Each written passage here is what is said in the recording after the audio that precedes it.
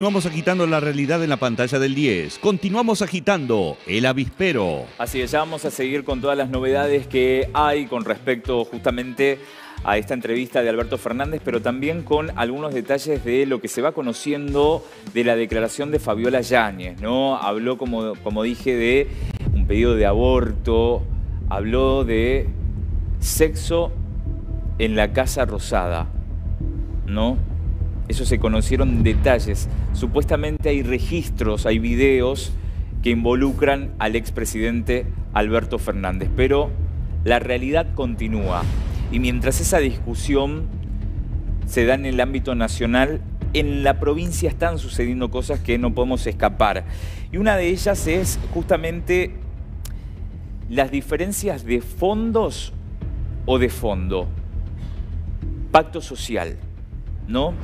Que vamos a entrar en esto porque es una discusión que va tomando relevancia, ¿no? Y hay información, y te voy a pedir que veamos un poco y podamos explicar a la gente, ¿no? Esto del pacto fiscal, ¿qué tiene que ver o qué es el pacto fiscal? Para que la gente lo entienda lisa y llanamente y empezamos a discutir, tiene que ver con el dinero que se le envía desde el gobierno provincial a los distintos municipios donde se garantiza lo que tiene que ver con el pago de los sueldos. Sí, que se llamó históricamente, tanto en el gobierno de Alperovich como en el gobierno de Mansur, de Miranda. Claro, pacto social. Exacto. Y que ahora se llama acuerdo fiscal, ¿no? El acuerdo fiscal municipal. Convenio consensuado. Bueno, van surgiendo polémicas, van surgiendo peleas, pero también amagues. Sí. Vamos a empezar por lo último, el amague. Sí, que me permito ahí sumar que, para que la gente por ahí entienda del otro lado, estamos hablando básicamente de los recursos que la provincia debe girar para el normal funcionamiento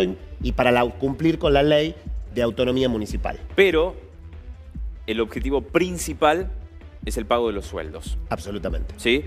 En el medio, bueno, hay discusiones que se están dando entre propios y extraños.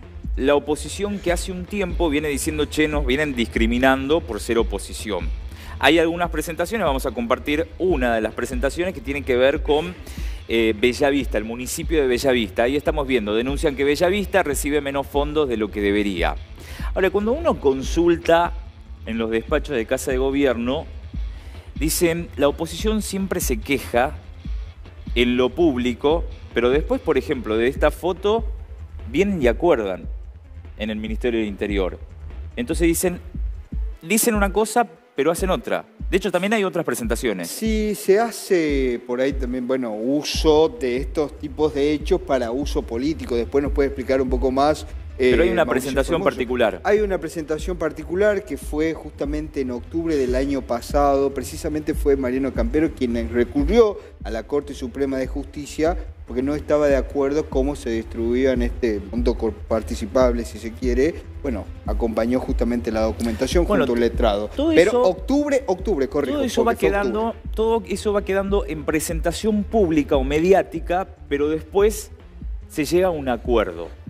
Entonces, por ahí yo digo, esto no debería quedar así solamente. Ya bastante déjà vu, decís vos, lo venís viendo repetitivamente. Es repetitivo, salvo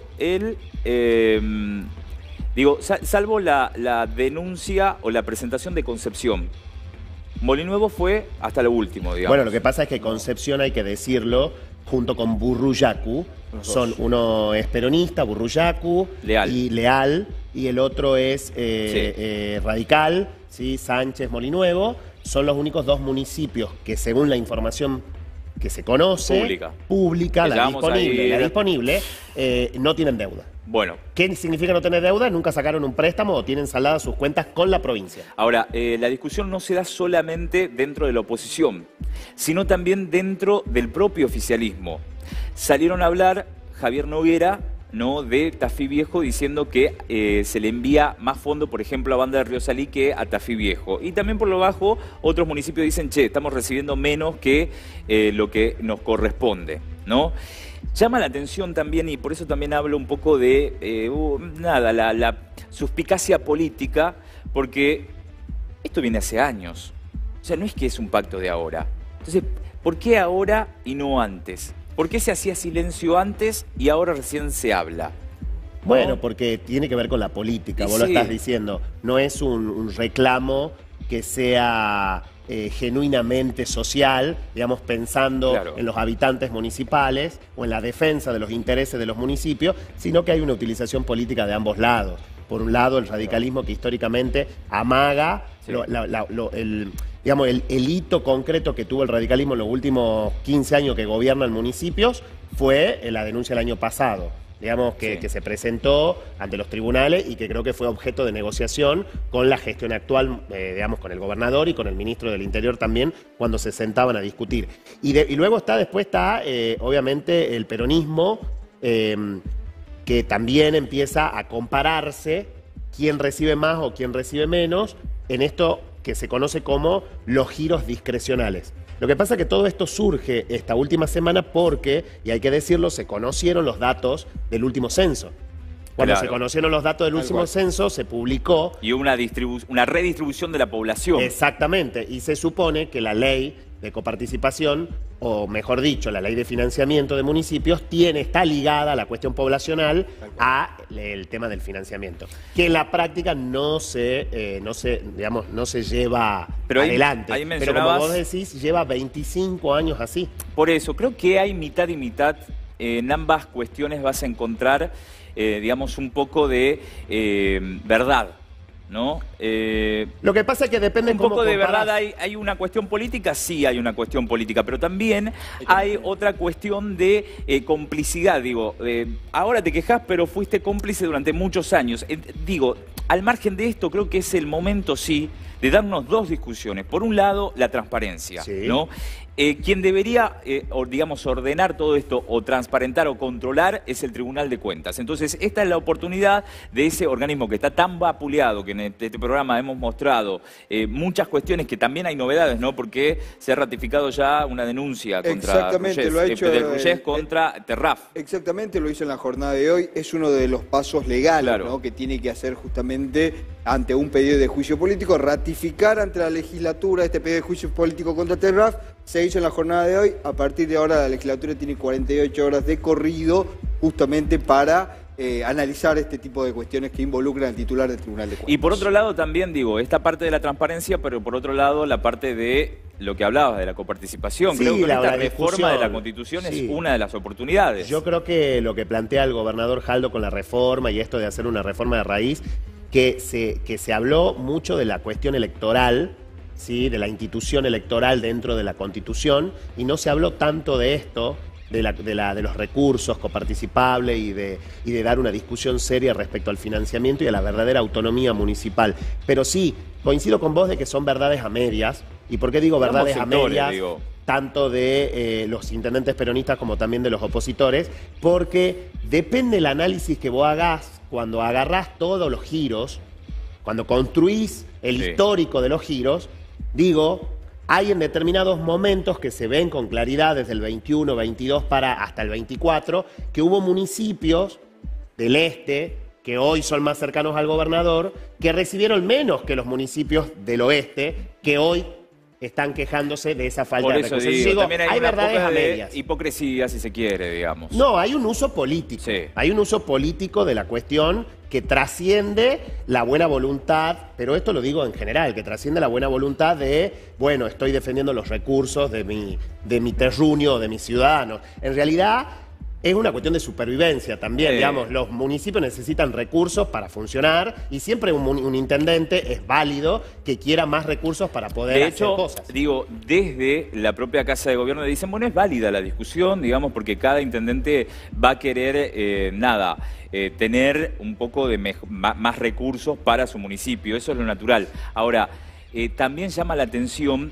quienes ofician y quienes levantan el guante en esta pelea, porque estamos hablando de personas que no son intendentes actualmente, por un lado Mariano Campero y por el otro lado Javier Noguera. Entonces como que sí genera un poco de ruido esto de decir, bueno, pero ¿desde qué lado hablan? Porque en realidad debería hablar por un lado Rodríguez, de Tafí Viejo, y por otro lado Macchiarola. Bueno, ahí entramos en una discusión finita sobre el peso político que tienen estas dos figuras respecto a los intendentes que están actualmente. Yo te digo solamente la pregunta que se hacen en los pasillos de Casa de Gobierno.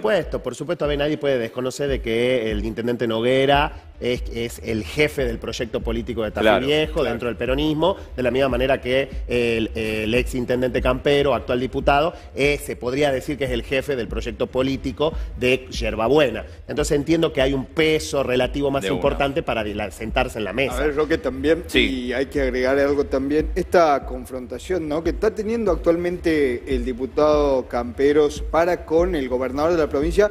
Es obvio que tiene una intención política, pero al margen de esto, y ahora podemos ver, haciendo un análisis vago de lo que está sucediendo puntualmente con Campero, porque actualmente Campero está apuntando ya directamente con Jaldos. Recordemos que Campero es uno de los primeros, si se quiere, dentro de la oposición o lo que queda de la oposición, en que quiere ser de alguna manera gobernador de la provincia en el 2027. Bueno, no sé si es lo mismo que sucede en la Perla del Sur, porque hay data. Igual ahí, bueno, tengo data, digamos, ahí va a haber una pelea, digamos, una más interna, porque dentro de la oposición. Sí, me dicen que Roberto Sánchez quiere pelear nuevamente por la gobernación.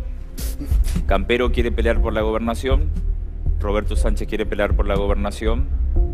¿Qué va a pasar? Yo sí me permito una última cosa que quiero decir respecto a este tema, que es, hay una diferencia con las anteriores veces que se hizo el reclamo, en épocas de Alperovich, que también por lo bajo y algunos intendentes lo reclamaban, y en los primeros años del gobierno de Mansur también, con lo que sucede ahora. Históricamente este pacto social fue utilizado por el alperovichismo para disciplinar intendentes, ¿sí? De la misma manera que se habló del kirchnerismo esto con gobernadores durante mucho tiempo. Eso hoy no puede suceder porque no hay margen, ningún gobierno tiene margen para poder disciplinar con la billetera cuando la situación social es alarmante. ¿Qué quiero decir con esto? Uno conversa con intendentes, ustedes han conversado y te dicen, no podemos reclamar porque en realidad después nos aprieta el zapato o no nos mandan para pagar sueldo. Digo, si hay un municipio que no pueda pagar sueldo, no va a ser solamente un problema del intendente. Digo, eso es medio hipócrita. Va a ser un problema del gobierno provincial también. Entonces digo, esa utilización de decir que hay una cuestión de disciplinar. Hace 20 años se podía disciplinar cuando todas las instituciones respondían a una sola persona. Hoy lo veo medio complicado. ¿No? El contexto es justamente distinto. Vamos a seguir este tema de Sergio porque va a tener varios capítulos seguramente, pero...